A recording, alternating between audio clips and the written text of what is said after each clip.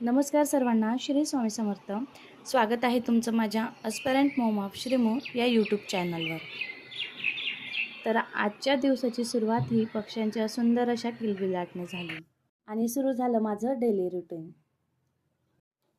तर आज सकाळच्या थोड्या क्लिप्स वगैरे घ्यायचं माझं राहून गेलं, कारण घरात खूप सारा पसारा होता आणि खूप कामं करायची होती.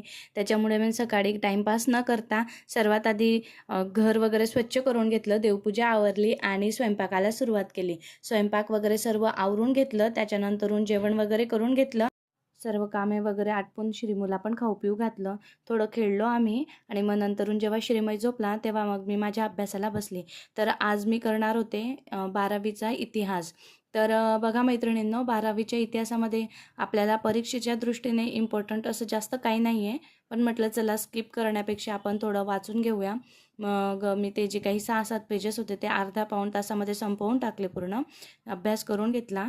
आणि नंतर मग मी मराठीचे विरुद्धार्थी शब्द वाचायला सुरुवात केली. तर आजपासून आपलं इतिहासाचं जे काही आपण स्टेट बोर्ड करत होतो ते संपलेलं आहे. तर आता आपल्याला उद्यापासून आहे ना जिओग्राफीचं करायला सुरुवात करायची स्टेट बोर्ड. तर जिओग्राफीचे पण म्हणजे कोणते स्टँडर्डपासून आपण करायला पाहिजे, मी तुम्हाला ते उद्याच्या व्हिडिओमध्ये नक्की सांगेल. अशा प्रकारे आपल्याला हिस्ट्री, जिओग्राफी, सायन्स असे 3 सब्जेक्टचे आपल्याला स्टेट बोर्ड करायचे आहे. कारण या स्टेट बोर्डमधूनच बरेच असे जे प्रश्न असतात ना ते परीक्षेला येत असतात आणि आपण त्यांना किंवा असं काही लॉजिक वगैरे लावून आपल्याला लगेच तो जो प्रश्न असतो ना तो सोडवता येतो. मग त्याच्यामुळे स्टेट बोर्ड करणं खूप इम्पॉर्टंट आहे. आणि या 21 दिवसामध्ये आपण थोडाफार का होईना रोज अभ्यास केला पाहिजे. कारण खूप साऱ्या मैत्रिणींचा खूप वर्षांचा गॅप पडलेला आहे अभ्यासामध्ये. कितीतरी मैत्रिणींचा 5-5 वर्षापासून, कोणाचा 4 वर्षांपासून, कोणाचं एकदम 8-8 वर्ष होऊन गेले, तर कोणाचं 2-3 वर्षापासून. काहीही असलं तरी हा गॅप भरून काढायला खूप मेहनत लागणार आहे. त्यामुळे आपण सुरुवातीला खूप मोठं टार्गेट न घेता असं छोटंच टार्गेट घेऊया. त्याच्यानंतरून आता आपण स्टेट बोर्ड संपलं ना आपल्या सर्व विषयांचं, की मग आपण एका आठवड्याचं टार्गेट घेऊया. आठवड्यानंतरून मग आपण 15 दिवसांचं घेऊ आणि मग त्याच्यानंतरून महिन्याचं. असं आपण टार्गेट घेऊ आणि एक टॉपिक, एक सब्जेक्टचा घेऊनच आपण अभ्यास करणार आहे. आपण असं एकदमच की जसं दिवसाला 12 तास अभ्यास, दिवसाला 10 तास अशा प्रकारचं आपण नाही करणार. आपण फक्त आपल्याला एखादा टॉपिक व्यवस्थित समजवून घ्यायचा आहे आणि त्या टॉपिकला व्यवस्थित ॲनालिसिस करून सगळं म्हणजे आपल्याला व्यवस्थित समजलं पाहिजे अशा प्रकारे आपण अभ्यास करायचा आहे. त्यामुळे आता गरजेचं आहे की या 21 दिवसांमध्ये तुम्ही तसा माइंडसेट तयार करा. तुम्हाला दिवसाला किती तास अभ्यास करायचा आहे. समजा तुमच्या बाळाचं एखादा स्पेसिफिक टाईम असेल की तो या वेळेत झोपतो, या वेळेला उठतो, तर काहीच हरकत नाही. तुम्ही सकाळी 4ला उठून म्हणजे 6-7 वाजेपर्यंत अभ्यास केला आणि त्याच्यानंतरून घरातली कामं आवरून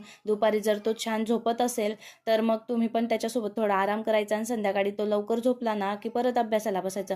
असं तुम्ही तुमच्या हिशोबाने टाईम मॅनेज करू शकतात. कारण आपल्या घरातली कंडिशन फक्त आपल्याला माहिती असते. आता माझ्या बाळाचं तसं नाही आहे. त्याचा असं स्पेसिफिक म्हणजे झोपण्याचा वेळ वगैरे नाही आहे. आणि आता आपण स्टेट बोर्ड करतोय त्याच्यामुळे आपल्याला अजून जास्त मेहनत नाही करायची. पण जेव्हा आपण त्या सब्जेक्टचेच जे काही बुक्स असतील ते वापरू ना, तेव्हा आपल्याला खूप मेहनत करायची आणि त्याच्यामुळेच आता आपण सवय करून घेतली पाहिजे. आणि तसं अभ्यासाची आपल्याला सवय झाली ना, मग पुढे आपल्याला जेव्हा आपण अभ्यासासाठी जास्त टाईम पण दिला, टाईम वाढवला ना, तर मग आपल्याला त्रास नाही होणार त्या गोष्टीचा. तर अशा प्रकारे मी माझा आजचा स्टडी स्लॉट पूर्ण केला आणि त्यानंतर संध्याकाळी थोडा आम्ही मंदिरात गेलो. शनी जयंती होती, तर तिथं श्रीमय आणि त्याच्या पप्पांनी शनिदेवांच्या शिलेवर असं तेल अर्पण केलं आणि त्यानंतर मंदिराच्या बाहेर छान गोळ्याची गाडी होती.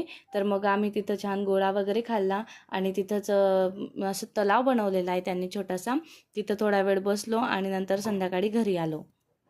तुम्हाला जर माझे असेच ब्लॉग बघायला आवडत असतील तर नक्कीच माझ्या चॅनलला सबस्क्राईब करा, लाईक करा आणि शेअर करायला विसरू नका. थँक्यू.